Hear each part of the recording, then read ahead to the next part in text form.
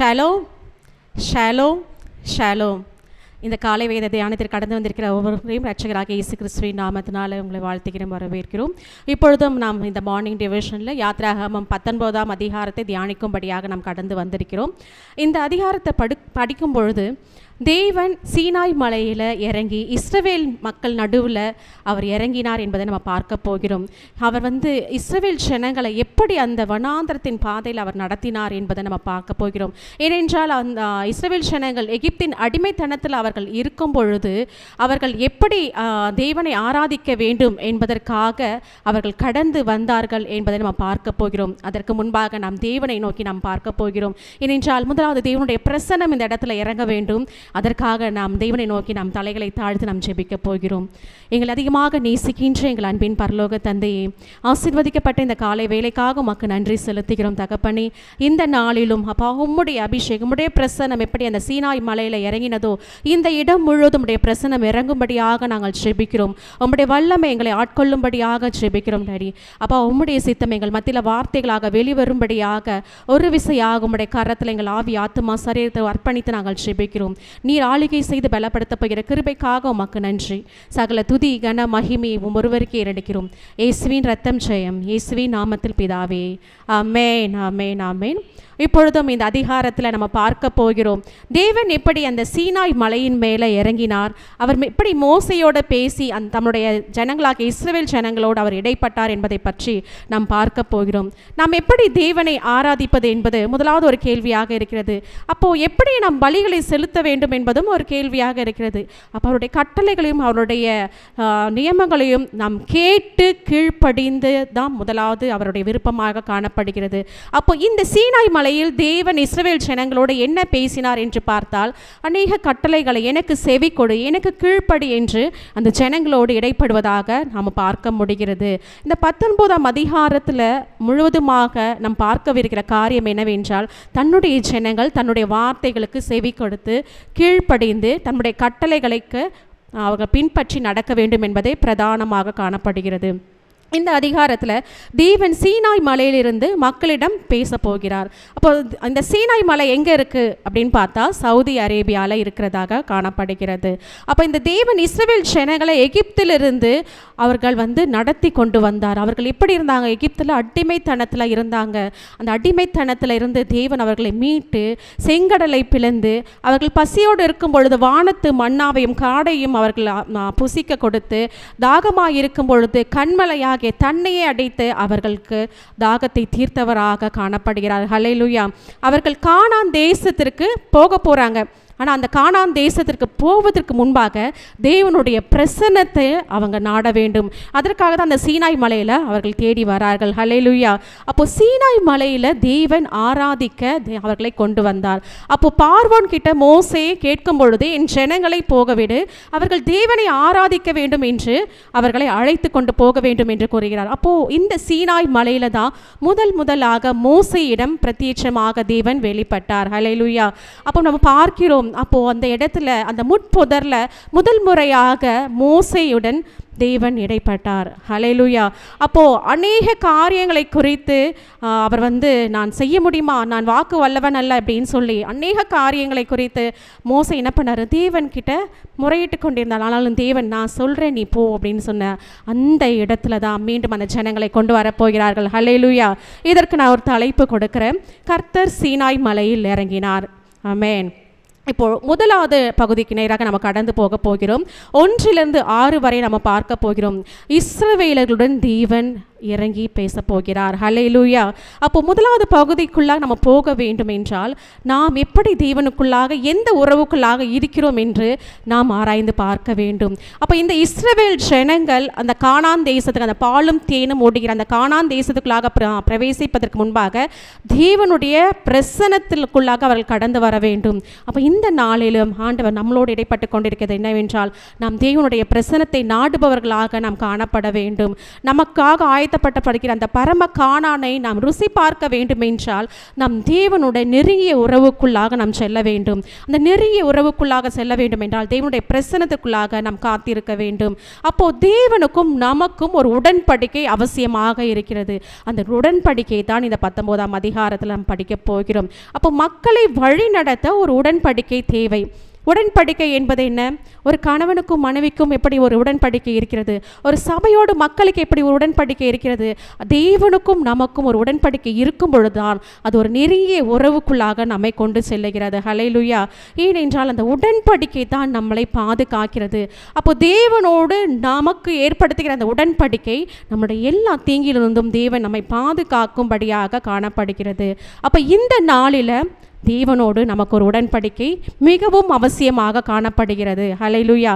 நான் இதில் பார்க்கிற முதலாவது வசனத்தில் பார்க்கும் பொழுது, இஸ்ரவேல் புத்திரர் எகிப்து தேசத்திலிருந்து புறப்பட்ட 3ஆம் மாதம் 1ஆம் நாளிலே சீனாய் வனாந்தரத்தில் சேர்ந்தார்கள். அப்போ இஸ்ரவேல் ஜனங்கள் எகிப்திலிருந்து எப்போ புறப்பட்டாங்க? ஆண்டவர் அவர்கள் பஸ்கா பண்டிகையை ஆசரிக்க சொன்னார். ஏன்? அந்த 10வது வாதை நிமித்தம்தான் அந்த பார்வோனின் இருதயத்தின் கடினத்தை மாற்றி அவர்கள் அங்கிருந்து புறப்பட வேண்டும். அப்போ அந்த நிசான் மாதத்தில் 14ஆம் தேதியில் அவங்க அந்த பஸ்கா பண்டிகை அவர்கள் கொண்டாடுகிறார்கள். அப்போ அந்த பஸ்கா பண்டிகை கொண்டாடிய மறுநாள் அவர்கள் அங்கிருந்து புறப்படுகிறார்கள். அப்போது அது நிசான் மாதம் 15ஆம் தேதி அவர்கள் அங்கிருந்து புறப்படுகிறதாக காணப்படுகிறது.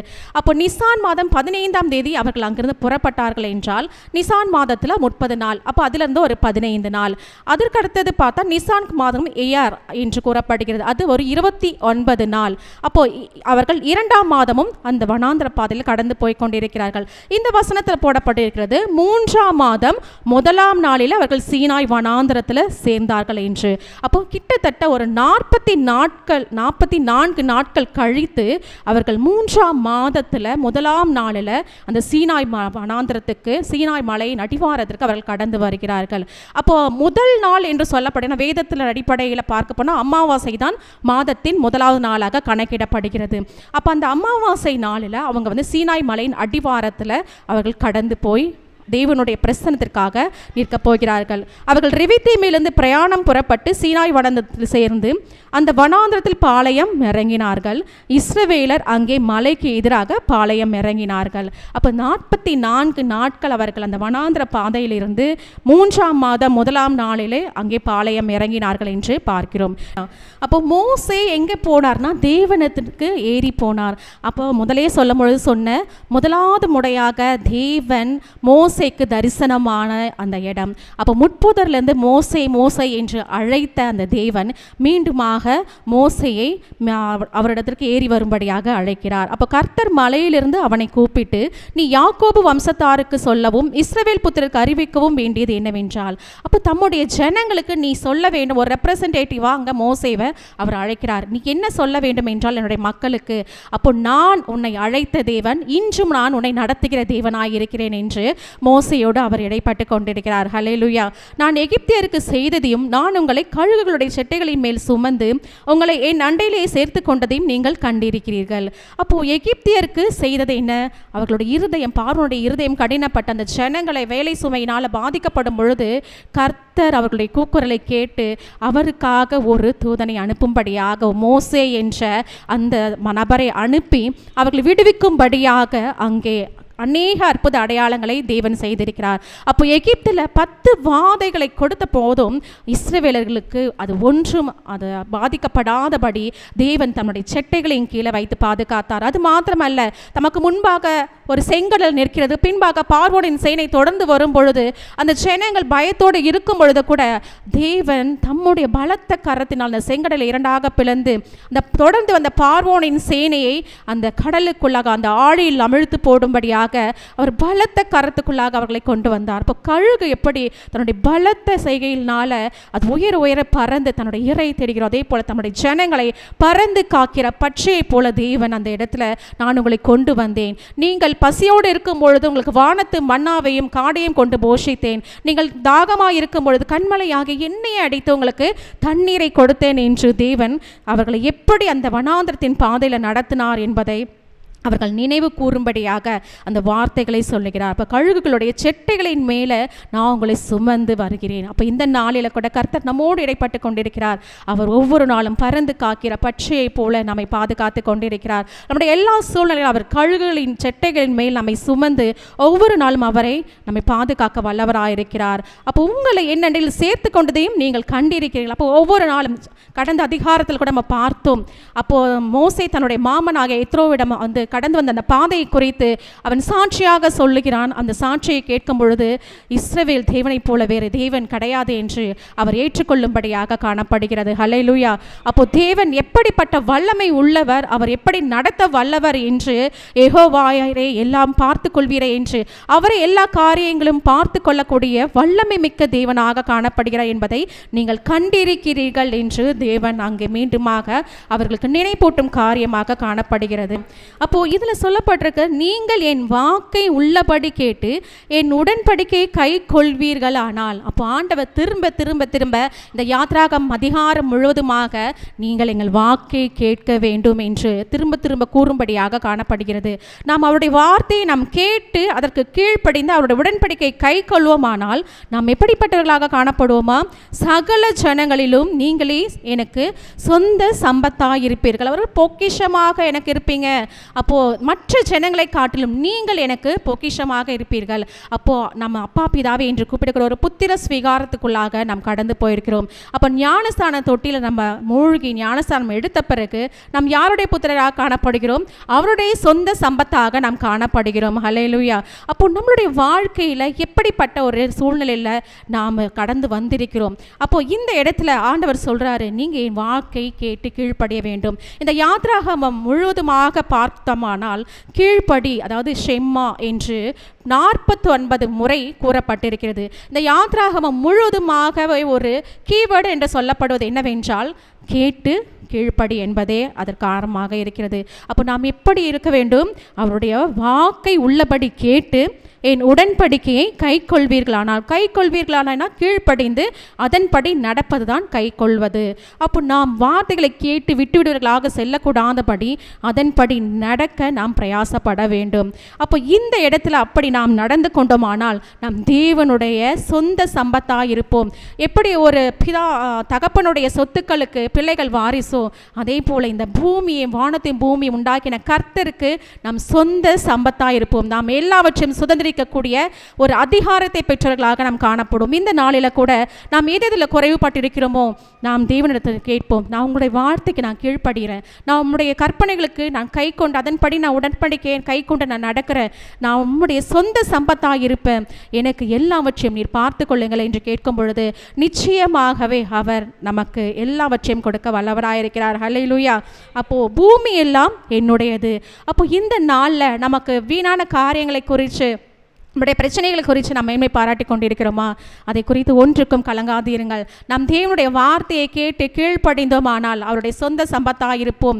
நம்முடைய தகப்பனுடைய சொத்துக்களை சுதந்திரிக்கக்கூடிய ஒரு வாரிசாக நாம் இருக்க போகிறோம். இப்போ வானத்தையும் பூமியும் படைத்த சிருஷ்டிகர்த்தராகிய அவருக்கு நாம் பிள்ளைகளாக இருக்கும் பொழுது நாம் ஒன்றுக்கும் சோர்ந்து போகாதபடி, அந்த குறைகளை குறித்து நாம் சோர்ந்து போகாதபடி தேவன் நம்மோடு இந்த வார்த்தைகளோடு இடைப்பட்டு கொண்டிருக்கிறார்.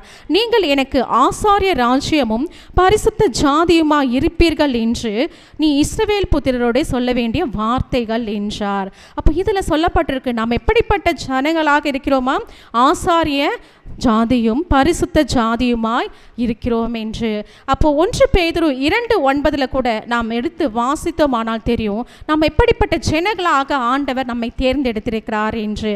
ஏனென்றால் ஆண்டவர் நம்மை அழைத்திருக்கிறார். அவருடைய கட்டளைகளை நாம் கை கொள்ளும் பொழுது நிச்சயமாகவே நாம் எப்படிப்பட்ட ஜனங்களாக இருக்கிறோம் என்று நாம் அப்போ ஆண்டவர் நம்முடைய இருளிலிருந்து அவருடைய ஒளியினிடத்திற்கு அழைத்து வந்திருக்கிறார். அப்போ அவருடைய வார்த்தைகளை நாம் கேட்டு கீழ்ப்படியும் பொழுது நாம் ஆசாரிய ராஜ்யமும் பரிசுத்த ஜாதியுமாய் இருப்போம். ஆசாரியர்களுடைய வேலை என்ன? ஜனங்களை தேவனுக்கு நேராக அவர்களை கொண்டு வருவது. அப்போ நம்முடைய வேலை என்ன? தேவனுடைய பிள்ளைகளாகி நம்முடைய வேலை என்ன? அனைத்து ஜனங்களையும் தேவனிடத்தில் அவருடைய ராஜ்யத்துக்குள்ளாக கொண்டு வந்து சேர்ப்பது. அப்படிப்பட்ட ஒரு பிள்ளைகளாக தேவன் நம்மை இன்று அழைத்திருக்கிறார். அப்போது அவர் செங்கடலை கடந்து வரும் பொழுது அவர்களுடைய தகுதி மாறியது. இந்த நாளில் நம்ம தேவனை நோக்கி பார்க்கும் பொழுது நம்முடைய தகுதி மாறும். என்ன தகுதி மாறியது? அந்த இஸ்ரவேல் ஜனங்கள் எகிப்தில் அடிமைகளாக இருந்தார்கள். அவர்கள் அந்த செங்கடலில் கடந்து வரும்பொழுது ஒருவேளை பார்வோன் அவரை தொடர்ந்து வந்து பிடித்து ஒரே அடி அடிச்சிருந்தால் அவர்களால் ஒன்றுமே செய்ய முடியும். ஆனால் தேவன் பறந்து காக்கிற பட்சியை போல அவர்களை பாதுகாத்து அவர்கள் அடிமைத்தனம் என்ற அந்த தகுதியை மாற்றி தேவனுடைய பிள்ளைகள், ஆர்மி ஆஃப் காட் அப்படின்ற ஒரு ஜனமாக அவர்களை தெரிந்து கொண்டிருக்கிறார். அப்போ இந்த நாளில் நாம் தேவனுடைய வார்த்தைக்கு நிச்சயமாக செவி கொடுத்தோமானால் நாமும் அவர்களை சொந்த சம்பத்தாக இருப்போம், ஆசாரியர்களாய் அவர்களை பரிசுத்த ஜாதியமாய் இருப்போம் என்று நாம் விசுவாசிக்க வேண்டும். பரிசுத்த ஜாதியாய் இருக்க வேண்டும் என்றால் என்ன? நம் தேவன் பரிசுத்தராய் இருக்கிறார். அவரை நாம் ஆராதிக்கிற நாமும் பரிசுத்த உள்ள ஜனமாக காணப்பட வேண்டும் என்பதே. அப்போ இஸ்ரவேல் புத்திரரோடு சொல்ல வேண்டிய வார்த்தைகள் இதுதான் அப்படின்னு சொல்லி மோசையோடு கர்த்தர் இடைப்பட்டு கொண்டிருக்கிறார். அப்போ இந்த நாளில் ஆண்டவர் நம்மோடும் இடைப்பட்டு கொண்டிருக்கிறார். நாம தேவனுடைய பிள்ளைகள், அவருக்கு என்னெல்லாம் இருக்கோ அதை சுதந்திரிக்கக்கூடிய அதிகாரத்தை தேவன் இன்று நமக்கு கொடுத்திருக்கிறார்.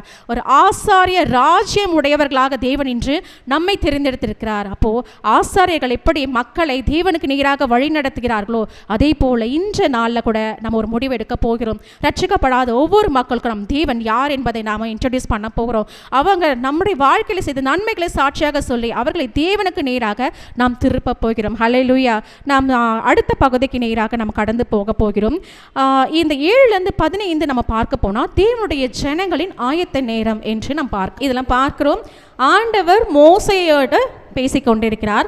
மோசை வந்து ஜனங்களின் மூப்பரை அழைப்பித்து கர்த்தர் தனக்கு கற்பித்த வார்த்தைகளை எல்லாம் அவர்களுக்கு முன்பாக சொன்னார் என்று. அப்போ இந்த இடத்துல மோசையை ஒரு ரெப்ரசன்டேட்டிவாக, அதாவது தன்னுடைய ஜனங்களுக்கும் அவருக்கும் நடுவாக அவரை வைத்து தன்னுடைய வார்த்தைகளை வெளிப்படுத்துகிற ஒரு நபராக தெரிந்து கொண்டிருக்கிறார். ஒருவேளை அவர்கள் எகிப்திலிருந்து அவங்களை கூட்டிட்டு வந்தது மோசையோட வல்லமையினாலையா? நிச்சயமாக இல்லை. அவரை பயன்படுத்தின கர்த்தருடைய வல்லமை. மோசையை வந்து ஒரு பாத்திரமாக தேவன் பயன்படுத்தினார். இந்த நாளில் கூட நம்மையும் ஒரு பாத்திரமாக தேவன் எடுத்து பயன்படுத்த வேண்டும் என்று நாம் ஜெபிக்க வேண்டும். அவருக்கேற்ற ஒரு சித்தமான பாத்திரமாக தேவன் நம்மை குறித்து என்ன சித்தத்தை வைத்திருக்கிறாரோ அந்த பாத்திரமாக தேவன் இன்று நம்மை எடுத்து வணைந்து கொள்ள வேண்டும், நம்ம எடுத்து பயன்படுத்த வேண்டும் என்று நாம் கேட்க வேண்டும். அப்போ இந்த ஜனங்கள் மோசையின் மூலமாக அற்புதம் நடந்தது என்று நினைத்தால் அது மிகவும் தவறு. மோசே அங்கு ஒரு பாத்திரமாக பயன்படுத்தப்பட்டார். அப்போ ஆண்டவர் சொல்ற அந்த வார்த்தைகளை கொண்டு வந்து ஜனங்களுக்கு அவர் சொல்ல போகிறார். அந்த ஜனங்கள் எல்லாரும் மேகமாய் கர்த்தர் சொன்னவைகளை செய்வோம் என்று பிரதியுத்தரம் சொன்னார்கள். ஜனங்கள் சொன்ன வார்த்தைகளை மோசே கர்த்தரிடத்தில் தெரிவித்தான். அப்போ ஜனங்களுக்கும் கர்த்தருக்கும் இடையே அவர் ஒரு நபராக காணப்பட்டார். அவர் கர்த்தர் சொல்வதை ஜனங்களுக்கும், ஜனங்கள் சொல்வதை கர்த்தருக்கும் தெரிவிக்கிற ஒரு நபராக, ஒரு பாத்திரமாக, ஒரு தெரிந்து கொள்ளப்பட்ட ஒரு பாத்திரமாக மோசே அங்கு வேலை செய்து கொண்டிருக்கிறார். ஹல்லேலூயா. இதில் பார்க்கிறோம், கர்த்தர் மோசையை நோக்கி நான் உன்னோட பேசும்போது ஜனங்கள் கேட்டு, மீண்டும் மீண்டுமாக ஆண்டவர் என்ன சொல்கிறாரு? கேட்க சொல்கிறார். அப்போ இந்த நாளில் நம்முடைய செவிகளை திறக்கும்படியாக நாம் ஆண்டவர்கிட்ட கேட்க வேண்டும். அப்போ ஆண்டவர் இன்றைக்கு நம்மக்கிட்ட என்ன பேச விரும்புகிறார், ஆண்டவர் நமக்கு என்ன திட்டத்தை வைத்திருக்கிறார் என்று அவருடைய சமூகத்தில் உட்கார்ந்து காத்திருந்து நாம் கேட்க வேண்டும் என்று ஆண்டவர் வாஞ்சிக்கிறார். உன்னை இன்றைக்கும் விசுவாசிக்கும்படி நான் கார்மேகத்தில் உன்னத்துக்கு வருவேன் என்றார். அப்போ இஸ்ரவேல் ஜனங்களை எப்படி நடத்தினார்? பகலிலே மேகஸ்தம்பமாகவும் இரவில் அக்னி ஸ்தம்பமாகவும் நடத்தின தேவன் இன்று கார்மேகத்தில் உன்னிடத்திற்கு வருவேன் என்று சொல்லுகிறார். ஜனங்கள் சொன்ன வார்த்தைகளை மோசே கர்த்தருக்கு சொன்னான். பின்னும் கர்த்தர் மோசையை நோக்கி நீ ஜனங்களிடத்தில் போய் இன்றைக்கும் நாளைக்கும் அவர்களை பரிசுத்தப்படுத்து, அவர்கள் தங்கள் வஸ்திரங்களை தோய்த்து. அப்போ 2 நாட்களாக அவங்கள வந்து ஆண்டவர் ஆயத்தப்படுத்தும்படியாக சொல்லப்படுகிறது. அப்போ ஜனங்கிட்ட போய் நீ சொல்லு, நீ போய் அவர்களை பரிசுத்தப்படுத்து. பரிசுத்தப்படுத்தினா நம்ம ஆண்டவர் நம்முடைய சிந்தைகளை பரிசுத்தப்படுத்த வேண்டும், நம் நினைவுகளை பரிசுத்தப்படுத்த வேண்டும். ஆண்டவருக்கு பிரியமில்லாத காரியங்களை ஒரு நாளும் செய்யக்கூடாது, ஆண்டவருக்கு பிரியமில்லாத காரியங்களை ஒரு நாளும் பார்க்கக்கூடாது, அதை செவிகளால் கேட்கவும் கூடாது என்றபடி நம்மை நாமே பரிசுத்தப்படுத்தி கொள்ள வேண்டும். பரிசுத்தப்படுத்தி கொள்ள வேண்டும் என்றால் நம்முடைய சிந்தைகளை தேவனுக்கு நேராக திருப்ப வேண்டும். எப்பொழுதும் கர்த்தரை குறித்த பரலோக சிந்தை நமக்குள்ளாக மேன்மை பாராட்ட வேண்டும். அப்போ இந்த இடத்துல ஜனங்கள் கிட்ட போய் ஆண்டவர் சொன்ன வார்த்தைகளை சொல்ல போறாரு. அப்போ உங்களை வஸ்திரங்களை தோய்த்து. அப்போ ஆவிக்குரிய வஸ்திரம் நமக்கு எப்படிப்பட்டதாக காணப்படுகிறது? அப்போது நாம் பரிசுத்தமாய் காணப்படுகிறோமா, இல்லை உலக பிரகாரமான காரியங்களை குறித்து மேன்மை பாராட்டி நம்மளுடைய வஸ்திரம் அசூசியாக காணப்படுகிறதா என்பதை நாம் ஒரு விஷயம் ஆராய்ந்து பார்க்க வேண்டிய நாளாக இருக்கிறது. இந்த இடத்துல தேவன் அவர்களை சந்திக்கும்படியாக அவர்கள் ஆயத்தப்படுகிற காலமாய் காணப்படுகிறது. அப்போ மோசே ஜனங்கள்கிட்ட போய் ஆண்டவர் சொன்னது சொல்ல போறாரு, நீங்கள் போய் ஆயத்தப்படுத்திக் கொள்ளுங்கள், உங்களை நீங்கள் பரிசுத்தப்படுத்திக் கொள்ளுங்கள் என்று. 3ஆம் நாளைக்கு ஆயத்தப்பட்டிருக்க கடவர்கள். 3ஆம் நாளில் கர்த்தர் சகல ஜனங்களுக்கும் பிரத்யட்சமாய் சீனாயின் மலையின் மேல் இறங்குவார். அப்போ அந்த 3ஆம் நாள் 50வது நாள் ஆகிறது. அப்போது 50வது நாளில் கர்த்தர் பிரத்யட்சமாய் அவர்கள் மத்தியில் இறங்க போகிறார் என்று நாம் பார்க்க போகிறோம். அப்போ ஜனங்களுக்கு சுற்றிலும் நீர் ஒரு எல்லை குறித்து அவர்கள் மலையில் ஏறாதபடிக்கும் அதன் அடிவாரத்தை தொடாதபடிக்கும் எச்சரிக்கையாக இருங்கள் என்று அவர்களுக்கு சொல். மலையை தொடுகிறவன் எவனும் நிச்சயமாய் கொல்லப்படுவான். அப்போ ஜனங்களை சுற்றிலும் ஒரு எல்லையை குறிக்க வேண்டும். அப்போ நமக்குள்ளாக ஒரு பவுண்டரி வேணும் அப்படின்றத ஆண்டவர் சொல்றாரு. அப்போ நமக்குள்ளாக ஒரு எல்லை வேண்டும். அப்போ ஆண்டவர் தம்முடைய பரிசுத்த சந்ததிகளாக நம்மை பிரித்து அழைத்திருக்கிறார் என்றால் நாம் எதுவரை நம்ம உலக பிரகாரமாக நம்ம ஓட போகிறோம். அப்போ நமக்குள்ளாக ஒரு எல்லை இருக்க வேண்டும். ஆண்டவர் நமக்கு ஒரு எல்லை வகுத்து கொடுக்கிறார். அப்போ ஆண்டவர் சொல்ற ஒவ்வொரு காரியங்களும் நம்மளை டிசிப்ளின் பண்ற மாதிரி தான். அப்போ நாம் அவருக்கு கீழ்ப்படிந்தால் நிச்சயமாகவே நாம் ஆசீர்வதிக்கப்படுவோம். அப்போ ஒருவேளை அந்த இடத்துல போனால் ஒருவேளை ஷாக் அடிக்குமா, ஒருவேளை அந்த மலையை சுற்றி எலக்ட்ரிசிட்டி கனெக்ஷன் இருக்குமா அப்படின்னா ஆண்டோடைய பிரசன்னம் அங்கே முழுவதுமாக இறங்க போகிறது. அப்போ அந்த இடத்துல அவங்க தொடுகிறவன் நிச்சயமாய் கொல்லப்படுவான் என்று ஆண்டவர் எச்சரிக்கிறார். அப்போ ஆண்டவர் சொல்லுகிறார் என்றால் நிச்சயமாகவே நாம் அதற்கு கேட்டு கீழ்ப்படிந்தோமானால் நாம் ஆசீர்வாதத்தை சுதந்திரிக்கிறவர்களாக நாம் காணப்படுவோம். அப்போ இதில் பார்க்கிறோம், ஒரு கையும் அதை தொடலாகாது, தொட்டால் நிச்சயமாக கல்லெறியுண்டு அல்லது ஊடுருவை எய்யுண்டு சாக வேண்டும். மிருகமானாலும் சரி மனிதனாலும் சரி உயிரோடு வைக்கப்படலாகாது. அப்போ ஆண்டவர் பேசும் பொழுது அவருடைய சத்தம் காதேஸ் வனாந்தரத்தை அதிர பண்ணுகிற சத்தமாக இருக்கிறது. அப்போ அவருடைய பிரசனம் எப்படி இருக்கும், அது எலக்ட்ரிசிட்டி அதை ஷாக் அடித்தா எப்படி இருக்குமோ அந்த போல அதோட பிரசனம் இருக்கும். அதனால் உங்களுக்குள்ள ஒரு எல்லையை வகுத்து கொள்ளுங்கள், உங்களுக்குள்ளாக ஒரு பவுண்டரி இருக்க வேண்டும் என்று ஆண்டவர் விரும்புகிறார். அப்போ நம்ம ஆவிக்குரிய வாழ்க்கையிலும் நாம் ஒரு எல்லையை வகுத்து கொண்டு நாம் வாழ வேண்டும் என்று தேவன் விரும்புகிறார். அப்போ நெடுந்தொனியா எக்காலம் தொனிக்கையில் அவர்கள் மலையின் அடிவாரத்தில் வர கடவர்கள் என்றார். அப்போ எக்காலம் ஊதும் பொழுது அவர்கள் சபையாக அந்த இடத்துல கூடி வர வேண்டும். அப்போ சபையாகனா அது ஒரு ஆராதனை செய்கிற ஒரு மேடையாக கூட அது காணப்பட்டிருக்கலாம். அப்போ எக்காலம் ஊதும் பொழுது அனைத்து ஜனங்களும் அந்த இடத்துல ஒன்று சேர வேண்டும் என்று ஆண்டவர் பேசுகிறார். அப்போ மோசே மலையிலிருந்து இறங்கி ஜனங்களுக்கு வந்து அவர்களை பரிசுத்தப்படுத்தினார். அவர்கள் தங்கள் வஸ்திரங்களை தோய்த்தார்கள். அப்போ ஒவ்வொரு நாளும் நம்மை பரிசுத்தப்படுத்திக் கொள்ள வேண்டும். இந்த நாளில் நம்ம கர்த்தருக்கு பிரியமில்லாத காரியங்களை செய்திருந்தால் நம் உறவிசையாக நாம் கர்த்தரிடத்தில் நம்ம தாழ்த்தி மன்னிப்பு கேட்க போகிறோம். நாம் அவருடைய பரிசுத்த சந்ததியாய் அவருடைய பரிசுத்த ஜாதியாய் தேவன் தெரிந்து கொண்டிருக்கிறார் என்றால் உலக பிரகாரமான இச்சைகள் நமக்குள்ளாக வரக்கூடாது. அப்போ நாம் ஒவ்வொரு நாளும் நாமே பரிசுத்தப்படுத்திக் கொள்பவராக காணப்பட வேண்டும். அவர்கள் தங்கள் வஸ்திரங்களை தோய்த்தார்கள் என்று போடப்பட்டிருக்கிறது. அப்போ நம்மளுடைய ஆவிக்குரிய வஸ்திரங்கள் எப்படிப்பட்டதாக காணப்படுகிறது? ஆண்டவராக இயேசு கிறிஸ்துவின் இரத்தத்தினால் மீட்கப்பட்ட நாம் இன்று அவருடைய இரத்தத்தினால் நாம் பரிசுத்தப்படுத்தப்பட வேண்டும் என்று ஆண்டவருடைய சமூகத்தில் நாம் ஜெபிக்கிறவர்களாக காணப்பட வேண்டும்.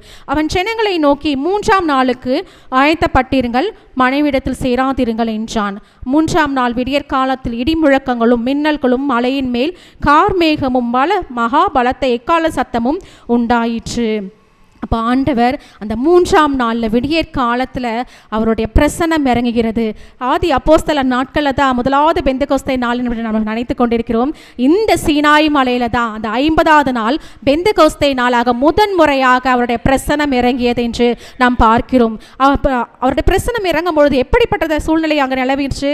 இடி முழக்கங்களும் மின்னல்களும் மலையின் மேல் கார்மேகமும் மகா பலத்த எக்கால சத்தமும் உண்டாயிற்று. எப்படி இருக்குன்னா ஜனங்கள் அதை சுற்றி கீழே நிற்பாங்க. ஆண்டவர் மோசேயோட இடைப்பட போகிறார். அப்போ ஜனங்கள் கிட்ட நெருங்கக்கூடாதபடிக்கு அவர்கள் எச்சரிக்கையாக இருக்க வேண்டும். ஆண்டவர் விடியற் காலத்தில் இடி முழக்கங்களும் மின்னல்களும் மலையின் மேல் கார்மேகமும் மகா பலத்த எக்கால சத்தமும் உண்டாகும் பொழுது அவர்கள் ஜனங்கள் எல்லாம் என்ன பண்ணாங்களா? நடுங்கினார்கள் என்று. அப்போ அவர்கள் கிட்ட நெருங்கி இருந்தால் அவங்களுடைய நிலைமை என்ன இருக்கும்? அப்போது இந்த நாளில் கர்த்தருக்கு பயப்படுகிற பயம் நமக்குள்ளாக வேண்டும். நமக்கு ஒரு எல்லையை ஆண்டவர் வகுத்தால் நிச்சயமாக அதை மீறக்கூடாது. ஆண்டவர் நம்மளை மன்னிச்சிடுவார் என்றதுக்காகல, நம்ம கிருபையின் காலத்தில் இருக்கிறோம். நிச்சயமாக ஆண்டவர் மன்னிப்பை நாம் அவரிடத்துல மன்னிப்பு கேட்கும் பொழுது, ஆனால் தெரிந்தே நாம் தவறு செய்யும் பொழுது அது மன்னிக்கப்படாது. அப்போ ஆண்டவர் நமக்கு ஒரு எல்லையை வகுத்து கொடுத்தால் அந்த எல்லைக்குள்ளாக நம்ம நிற்க வேண்டும். கர்த்தருக்கு பயப்படக்கூடிய பயம் நமக்குள்ளாக வேண்டும் என்று இந்த வசனங்கள் நம்மோடு இடைப்பட்டு கொண்டிருக்கிறது. நாம் 17 அடுத்த பகுதிக்கு 3வது பகுதிக்கு நேராக நான் கடந்து போக, அப்போ ஜனங்கள் என்ன பண்ணாங்க, தேவனுக்கு எதிர்கொண்டு போக மோசே அவர்களை பாளையத்திலிருந்து புறப்பட பண்ணினார். இப்போ ஆண்டவர் இன்னைக்கு நம்ம கிட்ட பேச போறார், எல்லாரும் வாங்க அப்படின்னு அந்த எக்கால துணிக்கும் பொழுது அவர்கள் சபையாக கூடி வந்தார்கள். அப்போ ஆண்டவருடைய வார்த்தைகளை கேட்கும்படியாக அவர்கள் மலையின் அடிவாரத்தில் நின்றார்கள் என்று நம்ம பார்க்கிறோம். கர்த்தர் சீனாய் மலையின் மேல் அக்கினியால் இறங்கினபடியால், ஹல்லேலூயா, அவர் அக்கினி பயமாக பரிசுத்த ஆவியானவர் எப்படி பெந்தெகோஸ்தே நாளில் அக்கினிமயமாக இறங்கினாரோ, முதலாவது பெந்தெகோஸ்தே நாள் இந்த சீனாய் மலையில் தான் நடைபெற்றது. அப்போ அங்கே எப்படி இறங்கினார், அக்கினிமயமாய் அவர் இறங்கினார் என்று. அது முழுவதும் புகைக்காடாக இருந்தது. அந்த புகை சூளையின் புகை போல எழும்பிற்று. மலை முழுவதும் மிகவும் அதிர்ந்தது. அவருடைய வல்லமை குறித்து கூறப்பட்டிருக்கிறது. எக்கால சத்தம் வர வர மிகவும் பலமாய் துணித்தது. மோசே பேசினான், தேவன் அவனுக்கு வாக்கினால் மறுமொழி கொடுத்தார். அப்போ ஆண்டவர் தெரிந்தெடுத்த ஒரு நபரை கொண்டு ஆண்டவர் பேச போகிறார். அப்போ மக்கள் கிட்ட நீ என்ன சொல்ல வேண்டும் என்று ஆண்டவர் சொல்கிறாரோ அதை மோசே ரிசீவ் பண்ணி அவங்க மக்கள் கிட்ட அவர் சொல்ல போறாரு. அப்போ கர்த்தர் சீனாய் மலையில் உள்ள கொடுமுடியின் இறங்கின பொழுது கர்த்தர் மோசையை மலையின் கொடுமுடியிலே வரவழைத்தார். மோசே ஏறி போனான். அப்போ மோசே எங்கே போனார், ஆண்டவருடைய பர்வதத்திற்கு நேராக அவர் ஏறி போகிறார். அப்போ கர்த்தர் அந்த சீனாய் மலையில் இறங்கினார் என்று நம்ம பார்க்கிறோம். அதுதான் இந்த அதிகாரத்திற்கு நான் தலைப்பாக கொடுத்திருந்தேன். அப்போ ஆண்டவர் அவருடைய பிரசன்னத்தினால் அந்த மலையில் இறங்கி தம்முடைய ஜனங்களோடு பேசிக்கொண்டே இருக்கிறார். அவர் என்ன பேச போகிறார், தம்முடைய ஜனங்கள் நான் சொல்லுகிற வார்த்தைகளை கேட்டு அதன்படி கீழ்ப்படிய வேண்டும், தங்களுக்குள்ளாக ஒரு எல்லைகளை வகுத்து கொண்டு தேவனுக்கு பயப்படுகிற பயம் அவர்களுக்குள்ளாக காணப்பட வேண்டும் என்று தேவன் இந்த அதிகாரத்தோடு நம்மோடு இடைப்பட்டு கொண்டிருக்கிறார். இதில் பார்க்கிறோம் மீண்டும் மீண்டுமாக ஆண்டவர் என்ன சொல்கிறாரு, அந்த ஜனங்கள் அந்த எல்லையை மீறி வராதபடிக்கு எச்சரி அப்படின்னு சொல்ல. அப்போ எல்லையை தேவன் வகுத்து கொள்ள வேண்டும் என்று ஆண்டவர் மீண்டுமாக நம்மோடு இடைப்பட்டு கொண்டிருக்கிறார். திரும்ப திரும்ப அந்த ஜனங்கள் தங்கள் எல்லையை மீறி வரக்கூடாது என்று சொல்லுகிறார் என்றால் அவர்கள் கிட்ட நெருங்கும்போது அவருடைய பிரசன்னத்தை அவர்களால் தாங்க முடியாது. அப்போ நீ இறங்கி அவர்களை உறுதியாக நிச்சயமாக அவர்கிட்ட எச்சரித்து சொல்ல வேண்டும் என்று சொல்லப்பட்டிருக்கிறது. 22வது வசனத்தை நம்ம பார்க்கும் பொழுது, கர்த்தரின் சமூகத்தில் வருகிற ஆசாரியர்களும் கர்த்தர் தங்களுக்குள்ளே சங்காரம் பண்ணாதபடி தங்களை பரிசுத்தப்படுத்திக் கொள்ள வேண்டும் என்றார். ஏனென்றால் அந்த ஆசாரியர்களும் தங்களை பரிசுத்தப்படுத்திக் கொள்ள வேண்டும், ஜனங்களும் தங்களை பரிசுத்தப்படுத்திக் கொள்ள வேண்டும். ஏனால் தேவன் பரிசுத்தமாயிருக்கிறார். அவர் பரிசுத்த பாவத்தை பாராத சுத்த கண்ணராயிருக்கிறார். அப்போ ஆண்டவரை நாம் சந்திக்க வேண்டும் என்றால் நாம் பரிசுத்தமாக நம்முடைய இருதயத்தை காத்துக்கொள்ள வேண்டும். அவருடைய பிரசன்னத்தை நாம் உணர வேண்டும் என்றால் நம்முடைய சிந்தையை பரிசுத்தமாக நாம் காத்துக்கொள்ள வேண்டும். ஆண்டவர் நமக்கு ஒரு எல்லையை வகுத்து கொடுத்தால் அதற்கு கீழ்ப்படிந்து அந்த எல்லையை மீறாதபடிக்கு நாம் கர்த்தர் மேல் பயம் உள்ளவர்களாக நாம் காணப்பட வேண்டும்.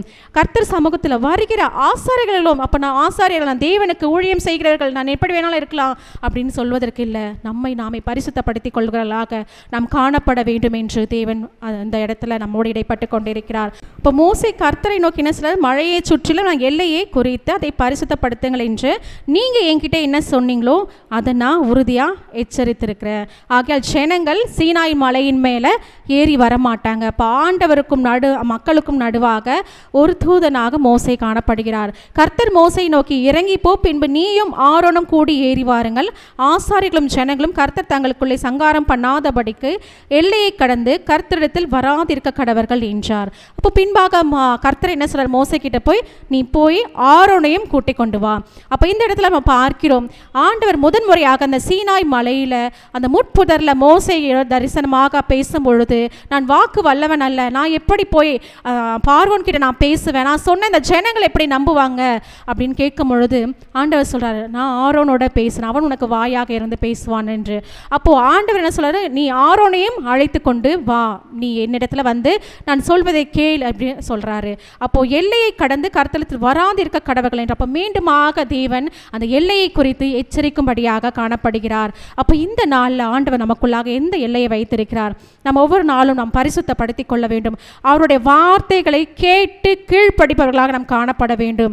அப்போது இந்த இடத்துல ஆண்டவர் சொல்லும் பொழுது மோசே இறங்கி ஜனங்களிடத்தில் போய் அதை அவர்களுக்கு சொன்னான் என்று. அப்போ இந்த நாளில் ஆண்டவருடைய ஜனங்களாக அவருடைய பரிசுத்த சந்ததிகளாக அழைக்கப்பட்ட நாம் எப்படிப்பட்டவர்களாக காணப்படுகிறோம்? அவர்களுடைய வார்த்தைகளை கேட்கிறோமா, இல்லை அப்படி விட்டு விடுகிறோமா? அவர்களை வார்த்தைகளை கேட்டு கீழ்ப்படியும் போது தான் நம்முடைய தகுதிகள் மாறும்.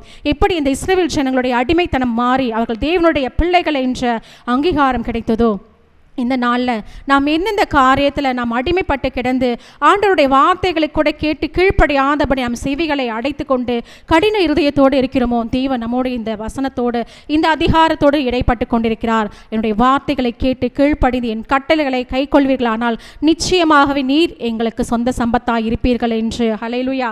அப்போ தேவனுடைய பரிசுத்தமுள்ள சந்ததிகளாக நாம் காணப்பட வேண்டுமானால் தேவனுடைய வார்த்தைகளை நாம் கேட்டு கீழ்ப்படிபவர்களாக காணப்பட வேண்டும். அவர்களை கேட்டு விட்டுவிடுவர்களாக நாம் காணப்படக்கூடாது. அவர் நமக்கு என்ன கட்டளைகளை வகுத்து கொடுத்தாரோ அதற்கு நாம் கீழ்ப்படிபவர்களாக காணப்பட வேண்டும். அப்போ தேவன் நம்மளை டிசிப்ளின் பண்ணுறாருனா நிச்சயமாகவே அது ஆசீர்வாதத்திற்கான ஒரு வழியாக ஒரு வாய்க்காலாகத்தான் காணப்படும். அப்போ ஆண்டவர் சொல்கிற அந்த எல்லைக்குள்ளாக நாம் இருக்க வேண்டும். அந்த பவுண்ட்ரி நம்ம ஆண்டவர் செட் பண்ணுறாருனா அந்த பவுண்ட்ரி விட்டு நம்ம மீறக்கூடாது. அந்த எல்லைக்குள்ளாக இருந்தால் தான் நம்ம அந்த ஆசீர்வாதத்துக்குள்ளாக சுதந்திரிக்க முடியும். அப்போ நாம் ஆண்டவர் திரும்ப திரும்ப எச்சரிக்கிறார் அந்த ஜனங்கள் அந்த மலையின் கிட்ட சேராதீர்கள் என்று. அப்போ கர்த்தருக்கு பயப்படுகிற பயம் நமக்குள்ளாக வேண்டும். கர்த்தருக்கு பயப்படுதலே ஞானத்தின் ஆரம்பம் என்று வேத வசனம் சொல்லுது. அப்போ நாம கர்த்தருக்கு பயப்படுகிறவர்களாக காணப்பட வேண்டும். அவருடைய வார்த்தைகளுக்கு நாம் செவி கொடுக்கிறவர்களாக காணப்பட வேண்டும். அப்பொழுது தான் நம்ம வாழ்க்கையில் என்னென்ன அடிமைத்தனத்தில் நாம் சிக்கி என்று தவிக்கிறோமோ அந்த அடிமைத்தனத்தை எல்லாம் ஆண்டவர் எடுத்து போட்டு அவருடைய பிள்ளைகளை என்ற தகுதிப்படுத்தும்படியாக தேவன் நம்மை இன்று அழைத்திருக்கிறார். இந்த நாளிலும் நாம் எழுந்து நிற்க போகிறோம். தேவன் இந்த வேளையில், இந்த ஆராதனை வேளையிலும், இந்த ரீமா வேளையிலும் ஆண்டவர் நம்மோடு என்ன பேச போகிறாரோ அதற்கு முழுவதுமாக நாம் செவியை சாய்த்து அதை கேட்டு கீழ்ப்படிந்து அவருடைய கட்டளைகளை கை கொள்ளும் என்று இந்த நாளில் நாம் உறுதியெடுத்து நாம் தேவனுடைய சமூகத்தில் நாம் கடந்து வருவோம். அல்லேலூயா. ஆண்டவர் மகிமையான பிரசன்னமாய் சீனாய் மலையில் இறங்கி வந்த தேவன் ஆமென் இன்று நம்ம மத்தியிலும் வர அவர் சித்தமுள்ளவராக இருக்கிறார். ஆண்டவர் இடத்துல நம்ம ஒப்பு கொடுப்போம். ஆண்டவரை நீர் இறங்கி வாங்கப்பா, நீர் இறங்கி வாங்கப்பா. ஆண்டவரே சீனாய் மலை இறங்கின தேவன் அப்பா, நீர் இன்று எங்கள் மத்தியில் இறங்கி வாங்க சொல்லிட்டு ஆண்டவர் அவ்வளோ பெரிய தேவன். ஆனால் இன்று நாம் சிறு கூட்டமாய் கூடி வரும்போது, இங்கே 2 அல்லது 3 பேர் கூடி வரும்போது அவள் வருவேன் என்று சொல்லிவிட்டார். ஆண்டவரை முழுதத்தோடு நாம் வரவேற்கலாமா?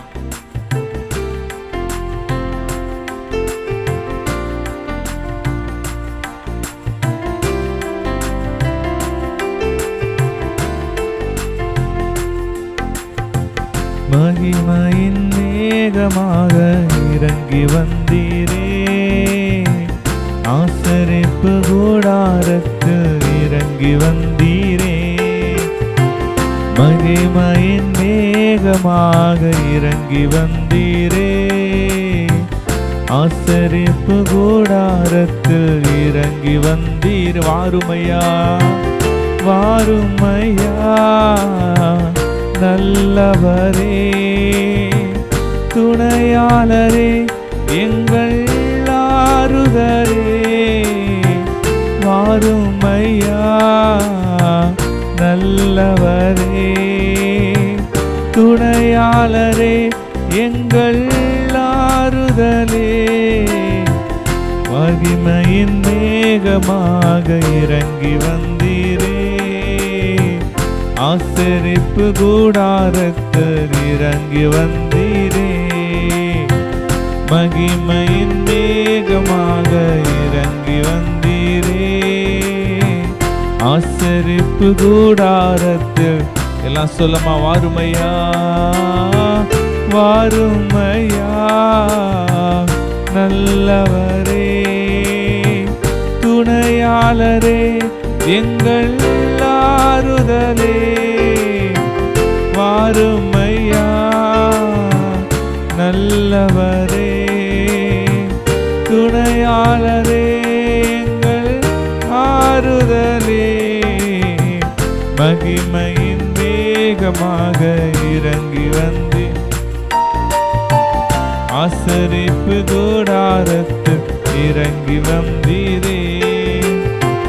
மகிமையின் மேகமாக இறங்கி வந்தீரே, ஆசரிப்பு கூடாரத்தில் இறங்கி வந்தீரே. அப்பா பிதாவே, இது இந்த காலை வேளையில் கூட தகப்பனே, அப்பா இங்கே கூட பேசின வார்த்தைகளுக்காக உமக்கு நன்றி தகப்பனே. இப்பொழுதும் அடியலை மறைத்து நீர் வெளிப்படுங்க.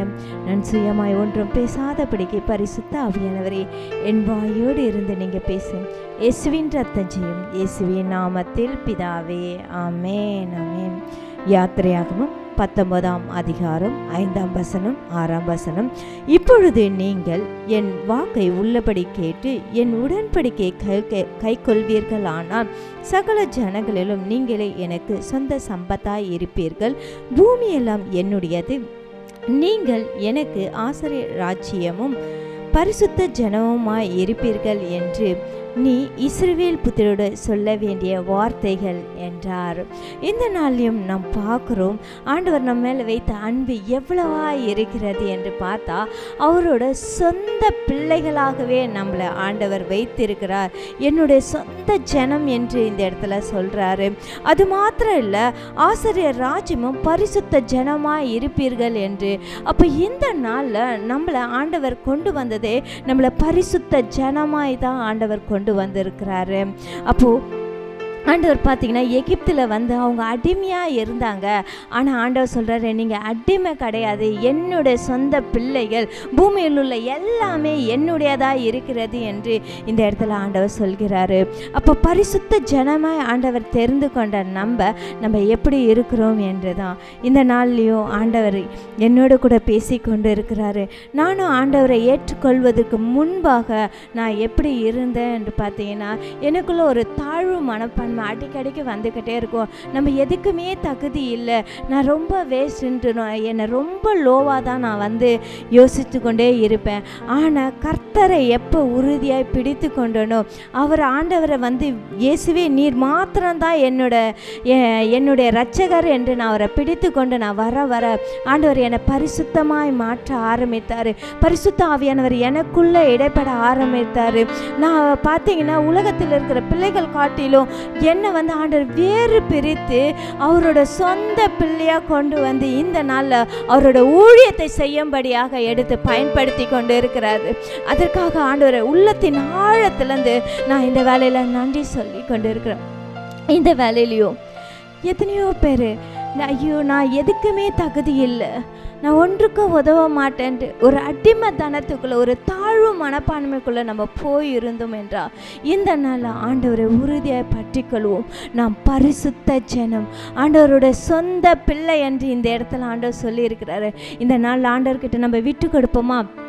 பரிசுத்த ஆவியானவர் நம்மளை இந்த வேலையில் நம்மளை நிரப்ப அவர் வல்லவராக இருக்கிறார். ஆமென்.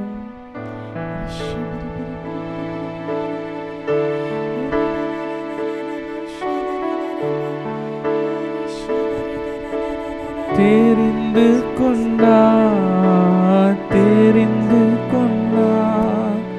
மகனாக மகளாக தெரிந்து கொண்டார்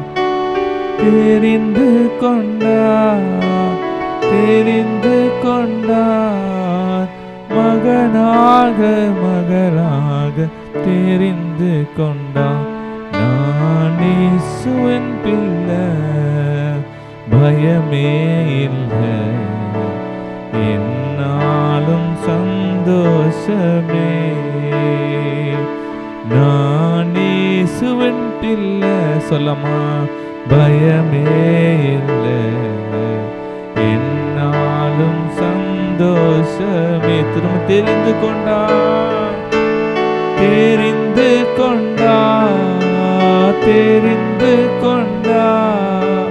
மகனாக மகளாக அப்பா எங்களை தெரிந்து கொண்ட தேவன், எங்களை தெரிந்து கொண்ட தேவன் அப்பா. Thank you Jesus. மகனாக மகளாக தெரிந்து கொண்டார். நான் இயேசுவின் பிள்ளை, பயமே இல்லை, என்னாலும் சந்தோஷமே. நான் இயேசுவின் பிள்ளை,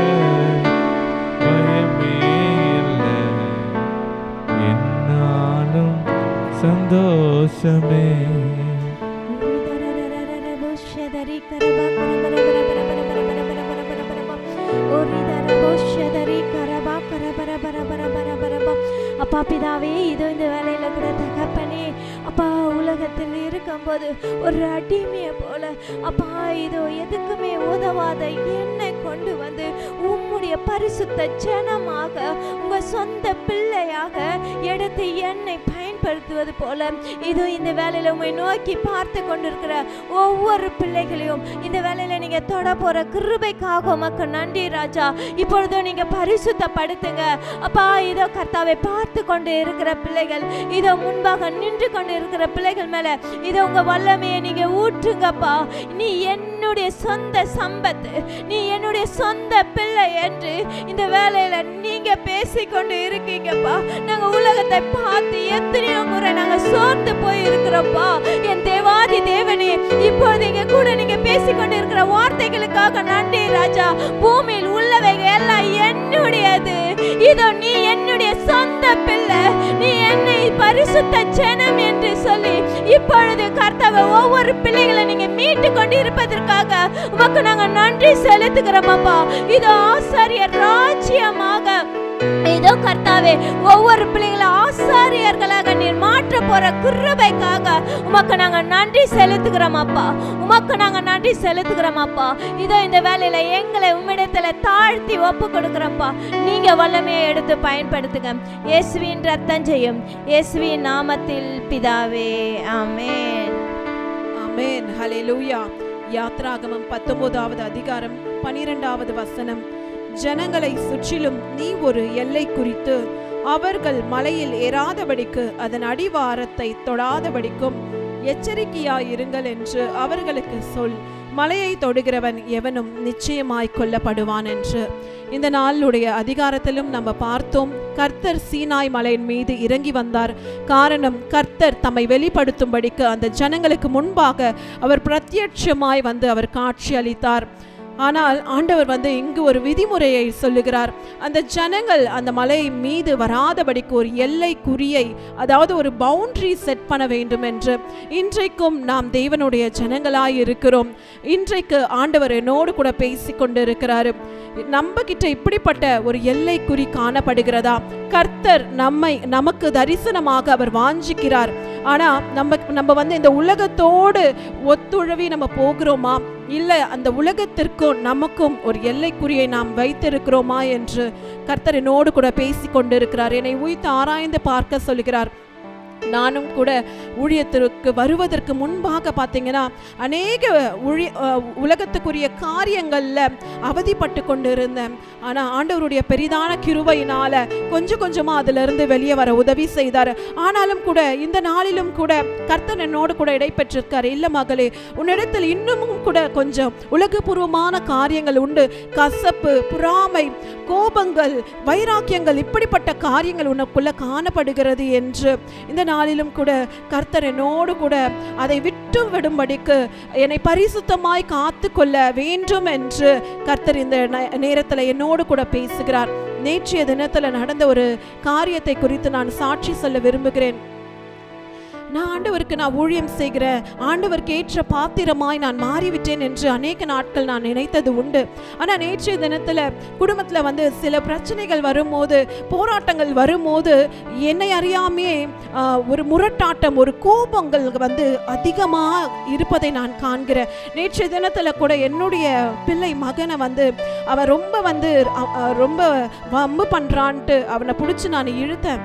அப்போ அந்த நேரத்தில் என் கையை உதறின உடனே அவன் போய் விழுந்து அவனுக்கு அடிபட்டு அவனுடைய கண் பகுதியில் ஒரு பெரிய வீக்கத்தை நேற்று ஏற்படுத்தி, அந்த தாக்கம் வந்து என்னை ரொம்பவே வந்து என்னை தாக்கியது.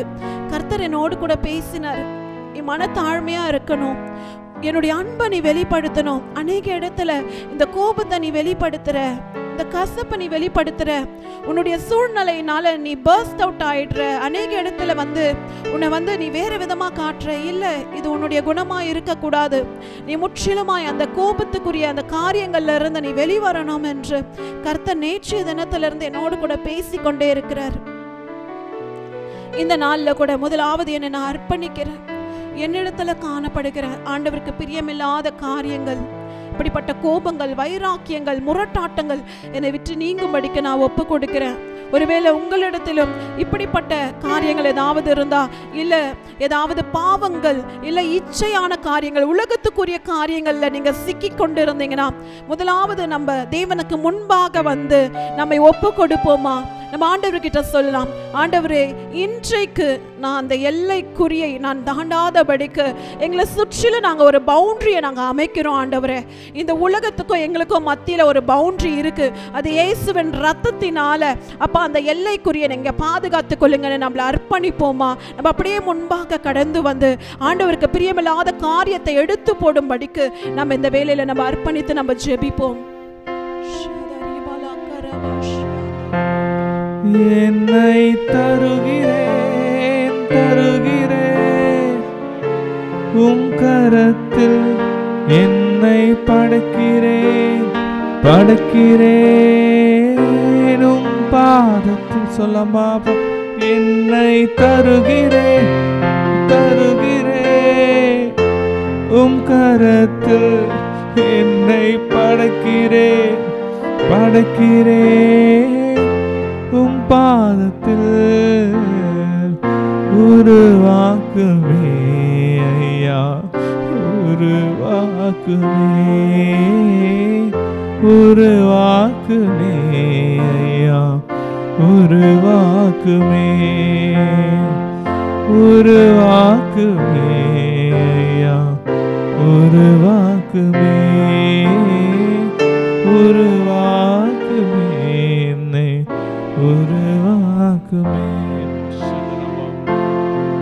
Shadari oh shadari dalaba karabari bala dalaba karaba ori bala shandara ba karabari bala ba karaba ori andara bari bala bala bala bari bala bari bala bari bala bala ba karaba.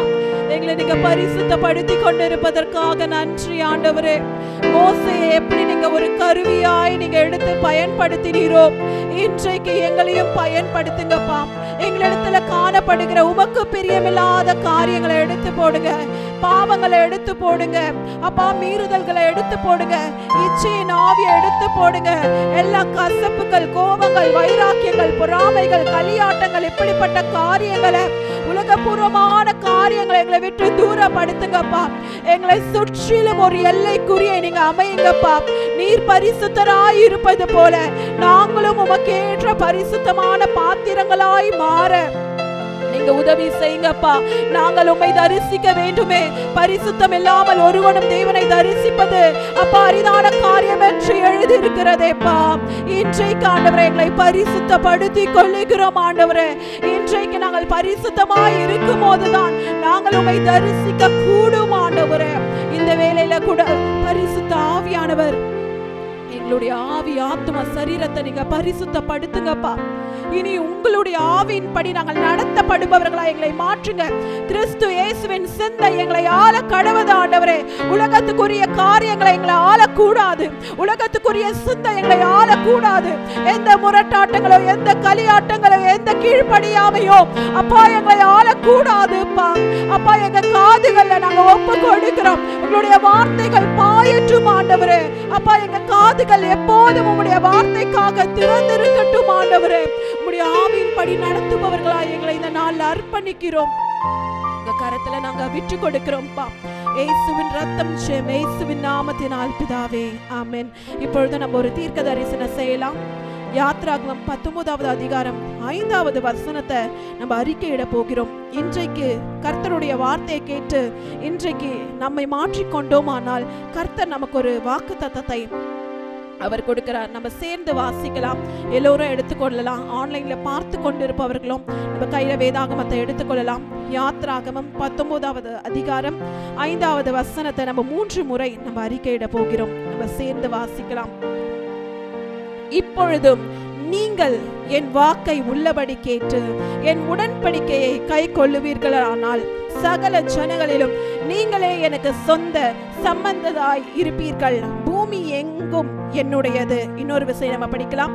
இப்பொழுதும் நீங்கள் என் வாக்கை உள்ளபடி கேட்டு என் உடன்படிக்கையை கை கொள்ளுவீர்களானால் சகல ஜனங்களிலும் நீங்களே எனக்கு சொந்த சம்பந்தராய் இருப்பீர்கள். பூமி எல்லாம் என்னுடையது. மூன்றாம் விஷயம் நம்ம படிக்க போகிறோம். இப்பொழுது நீங்கள் என் வாக்கை உள்ளபடி கேட்டு என் உடன்படிக்கையை கை கொள்ளுவீர்களானால் சகல ஜனங்களிலும் நீங்களே எனக்கு சொந்த சம்பத்தாய் இருப்பீர்கள்.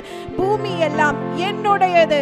ஆமென், ஹல்லேலூயா. கர்த்தருடைய வாக்கை கேட்டு அவருக்கு கீழ்ப்படிவோம். அவருடைய சொந்த ஜனமாக, அவருடைய சொந்த ஆசாரியராக நம்ம மாறி அவருடைய சித்தத்தை நாம் நிறைவேற்றுவோம். கர்த்தர் தாமே உங்களை ஆசீர்வதிப்பாராக. ஷாலோம். கடைசி ஆசீர்வாதத்துக்கு நேராக கைகளை விரித்துக் கொள்ளும். ஈவரக்கா அடோனாய் வயீஷ்மரக்கா யா ஏர் அடோனாய் பனவ் அல்லக்கா விஹுனக்கா ஈஷா அடோனாய் பனவ் அல்லக்கா வயசம் லக்கா ஷாலோம் வயசம் லக்கா ஷாலோம். கர்த்தர் உன்னை ஆசீர்வதித்து காக்க கடவர். கர்த்தர் தன் முகத்தின் மேல் பிரகாசிக்க பண்ணி உன்மேல் கிருபையா இருக்க கடவர். கர்த்தர் தன் முகத்தை உன்மேல் பிரசன்னமாக்கி உனக்கு சமாதானம் கட்டளையிட கடவர். ஹல்லேலூயா, ஹல்லேலூயா, ஹல்லேலூயா.